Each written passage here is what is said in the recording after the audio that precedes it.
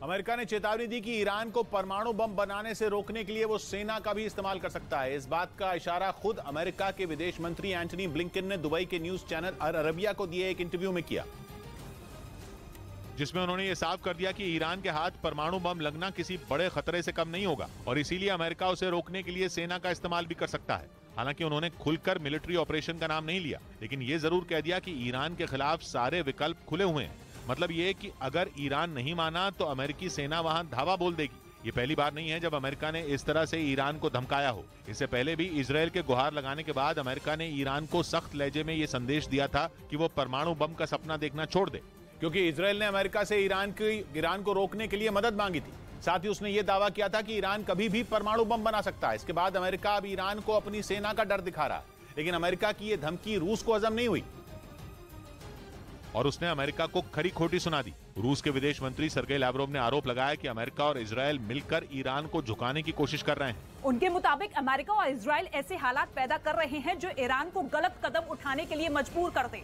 ताकि बाद में दोनों मिलकर ईरान पर हमला बोल सकें और दुनिया को ये बता सकें कि उनके हमले के लिए खुद ईरान जिम्मेदार है। लेकिन रूस ने ये बता दिया कि वो ईरान के साथ पूरी तरह खड़ा है, क्योंकि यूक्रेन की जंग शुरू होने के बाद से ही रूस और ईरान की नजदीकी बढ़ गई।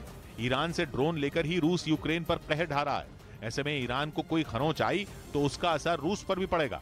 इधर राजस्थान के धौलपुर से दिल दहला देने वाला एक वीडियो सामने आया। वहां एक आदमी ने एक टीचर के घर पर ताबड़तोड़ फायरिंग कर दी। बताया गया कि जमीन विवाद को लेकर यह हमला किया गया, जिसमें उस आदमी ने उस टीचर के घर पर कई गोलियां दागी। इस घटना का जो सीसीटीवी वीडियो सामने आया उसमें 2 लोग आते दिखे, जिनमें एक के हाथ में बंदूक नजर आई। जैसे ही उन्हें आसपास कोई नहीं दिखा, उनमें एक ने वहां मौजूद एक घर पर ताबड़तोड़ फायरिंग शुरू कर दी। गोलियों की आवाज सुनकर घर में मौजूद एक लड़की गेट खोलकर देखने पहुंच गई, लेकिन जैसे ही उसे पता चला कि फायरिंग उसके घर पर हुई, वो डर गई और उसने आनन फानन में गेट को बंद कर दिया। इसके बाद वहां दहशत फैल गई और घर में मौजूद सभी लोग छिपने के लिए ठिकाना ढूंढने लगे। हालांकि गनीमत ये रही कि किसी को गोली नहीं लगी। गेट टूटा है और बच्ची बाल बाल बच गई। घटना की जानकारी मिलने के बाद पुलिस ने केस दर्ज कर लिया और आरोपियों की तलाश में जुट गई। इस बीच दिल्ली की तिहाड़ जेल में छापेमारी के दौरान जेल प्रबंधन ने कई मोबाइल फोन और चाकू बरामद किए, जिन्हें कैदियों ने अपने पास छिपाकर रखा था। और छापेमारी में मिले इन मोबाइल फोन और चाकुओं को जेल प्रबंधन ने जब्त कर लिया। खबर है कि गैंगस्टर लॉरेंस बिश्नोई समेत कई दूसरे गैंगस्टरों के तिहाड़ जेल में बंद गुर्गों के पास से पुलिस ने मोबाइल फोन बरामद किए। पुलिस अब इस बात का पता लगाने में जुटी है कि कैदियों के पास ये फोन और चाकू कहां से आए।